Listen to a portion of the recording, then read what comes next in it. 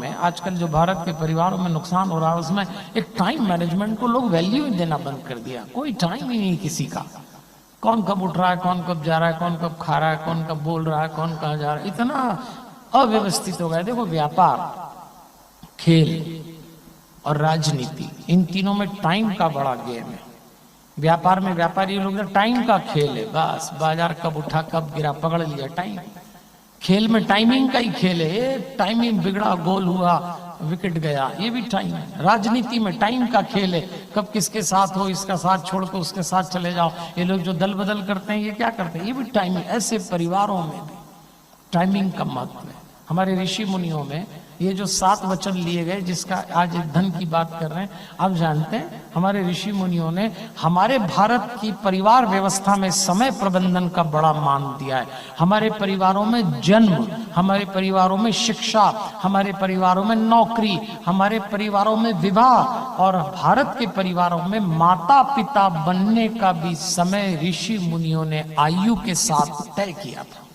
इसीलिए हमारे यहाँ 4 बांटे गए हैं। ब्रह्मचर्य, भाई 21-22 साल तक ब्रह्मचर्य का पालन करो।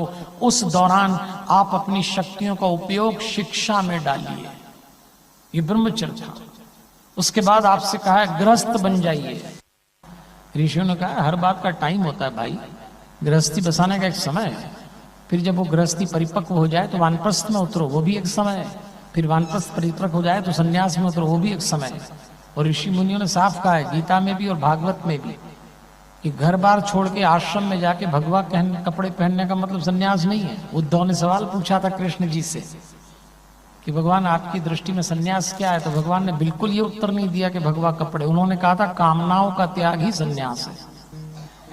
अगर आप घर में रोटी बनाते हुए, कपड़े पहनते हुए, व्यापार करते हुए, गल्ला गिनते हुए कामना का त्याग कर सकते हो, सन्यास है। तो ये टाइम मैनेजमेंट है। ये हमारे बच्चों को समझ में आना चाहिए कि बेटा हर बात की एक उम्र है, विवाह करने की उम्र है, माता पिता बनने की भी एक उम्र है। क्योंकि जब समय प्रबंधन बिगड़ जाएगा तो घर का भावनात्मक और संवेदनात्मक स्वाद भी बिगड़ जाएगा।